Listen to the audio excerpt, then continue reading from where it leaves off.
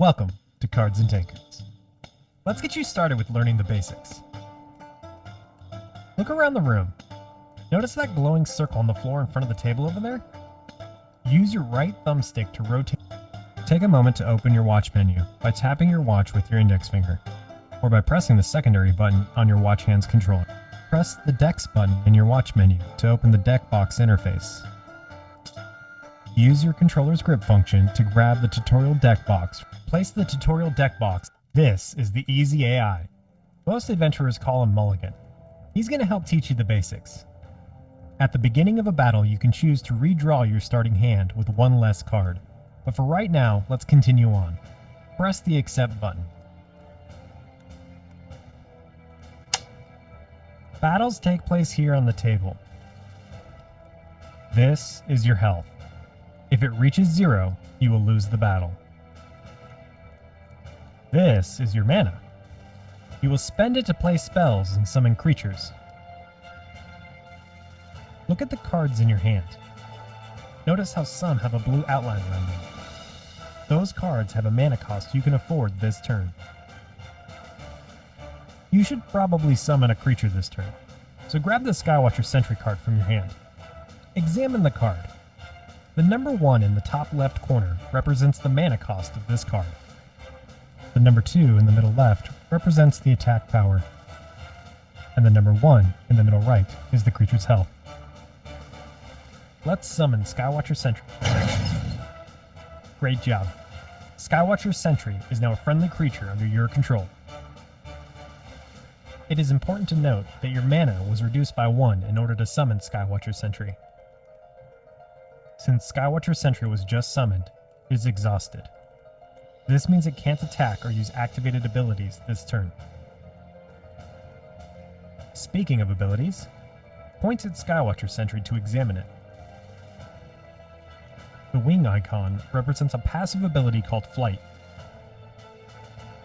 This means Skywatcher Sentry can only be blocked by other creatures with flight or ranged. As you encounter new cards, remember you can always examine it to learn more about it. Since your mana has reached 0, and you have no creatures that can attack, let's end your turn. Grab the hourglass with your grip button and flip it over. Now it's Mulligan's turn. He is going to play the spell, Gunhunt's Call, to summon a 1 attack, 1 defense Desperado. Make sure to examine it to learn more about its abilities. It looks like that is all he'll be able to play, so he will end his turn and pass the hourglass back to you. Did you notice? Now that it's your second turn, you've gained 1 extra mana. Let's use that mana to play a spell. Grab Boon to Bones from your hand. Spells must be played in the spell area, highlighted on the table. Place Boon to Bones there now to play it. Boon to Bones requires you discard a card from your hand. Let's discard Garanin Trading Prince. In order to discard Garanin Trading Prince, you need to place it into the graveyard on the left side of the table.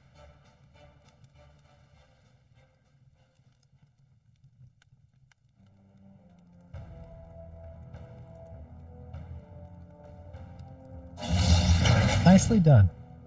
Boons to Bones will now summon a Bone Amalgamate and draw the top card from your deck. Notice that your Skywatcher Sentry is no longer exhausted.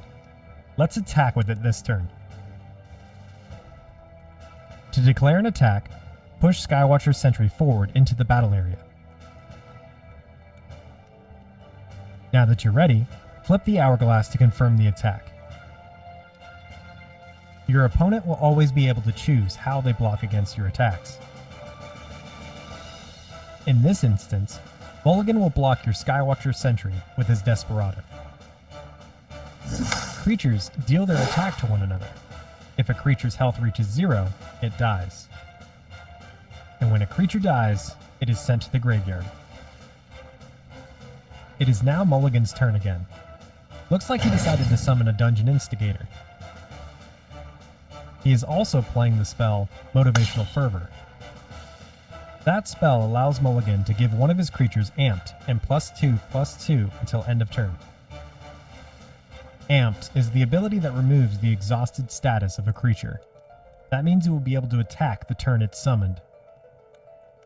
The +2/+2 means that the spell increases the creature's stats by 2 attack and 2 defense.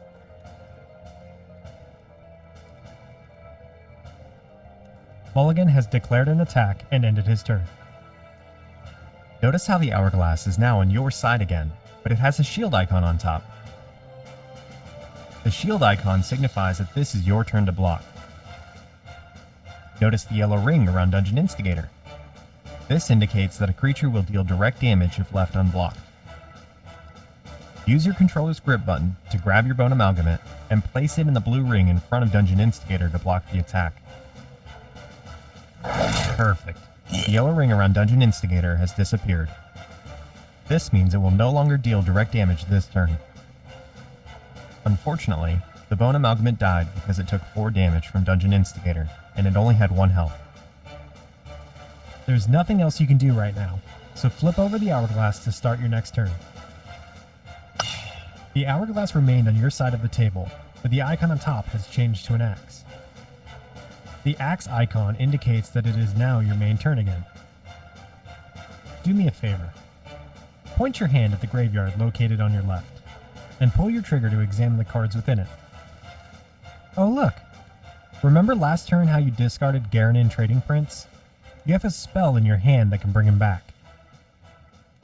Close the graveyard by swiping it away. Play the spell Necromancy to summon Garanin Trading Prince from your graveyard. Select Garanin Trading Prince by grabbing it. Great work! Garanin has some really unique abilities. Remember, you can examine him if you want to learn more. Otherwise, there is nothing more to do, so flip the hourglass to end your turn.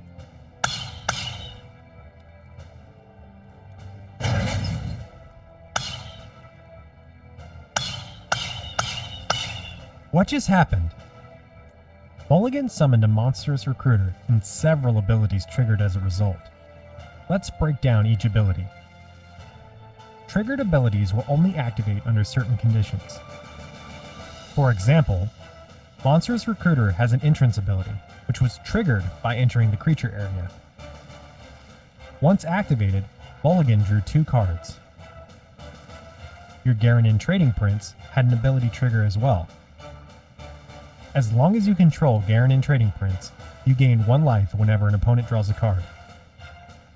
And since Mulligan drew 2 cards from Monstrous Recruiter's entrance ability, you gain 2 life. It looks like Mulligan is attacked again with his Dungeon Instigator, so it's time to make a decision. If you block the Dungeon Instigator with your Garanin Trading Prince, both creatures will die. Garanin Trading Prince has some very strong abilities. It is better if you keep him alive. Instead of blocking this turn, you can choose to take the direct damage. Flip the hourglass without designating a blocker. Ouch.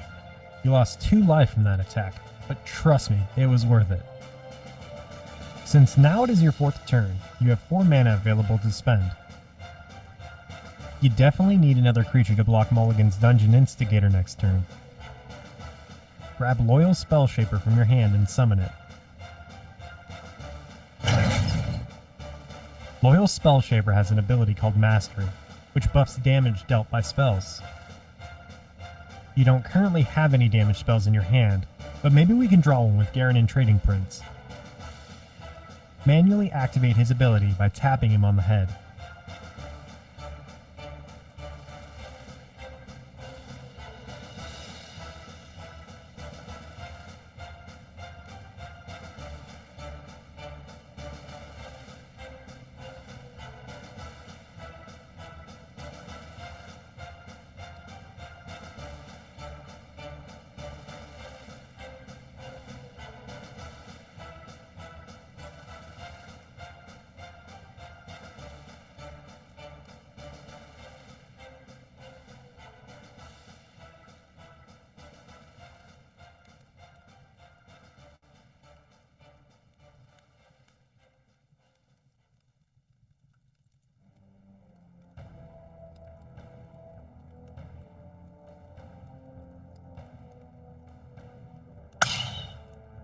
Would you look at that?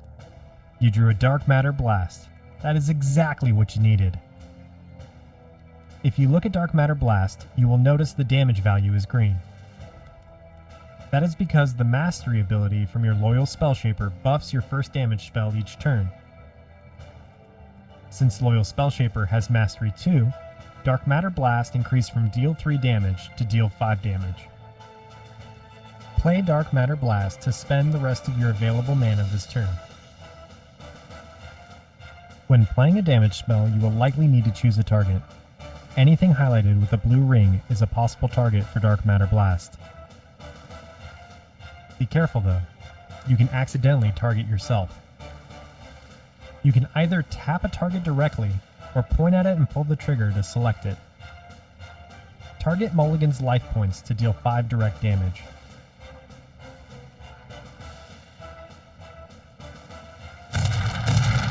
Fantastic! You really are quite a natural. Normally, a match would continue until a player's health reaches 0, but since you have successfully covered all the basics, let's move on. Did you know that this card game is based on our ancient history during the time of the Dungeon Wars? Most adventurers who pass through here only know bits and pieces about the legends. I'll give you a quick history lesson since you need to choose a primary faction later on. This deck's primary faction is Dungeon Master. The Dungeon Masters were a powerful race of scholars whom worshipped the oldest god. They sought to improve their mastery of dark matter magic by experimenting on the poor, unfortunate dead. Dwelling in their dungeons beneath the towers and catacombs of the ancient world, they commanded their forces of undead armies and enslaved monsters to protect their conjured riches from greedy plunderers. On the table in your creature area, you can see the Dungeon Master Xerathrix. When you select Dungeon Master as your deck's primary faction, you must add 1 Dungeon Master to your deck, and their health will always be equal to your own. This means whenever Xerathrix takes damage, you do as well. To balance the fact that you always start the match with your Dungeon Master in play, you start each battle with 1 less card in your hand. All Dungeon Masters have strong abilities you can build a deck to synergize with. Point at Xerathrix Arcanist Supreme to examine it. Xerathrix has the Mastery ability. He would be a smart choice in a deck full of damage spells. Overall, the Dungeon Master faction is easy to learn and well balanced with a variety of spells and creatures to choose from.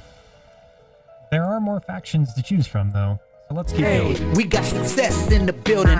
This is June and he's on the road to 1 billion. Let's go. Hey, said this is June 1 billion and we gotta make it happen. Ain't no limit, no ceiling. 1855 June billion. Success is what he wants. Make sure that you check the site, june1billion.com. Hey, gotta feel him. Ain't no limit, ain't no ceiling. If you ready, then let's get it. This is June 1 billion. Woo! June 1 billion. Hey.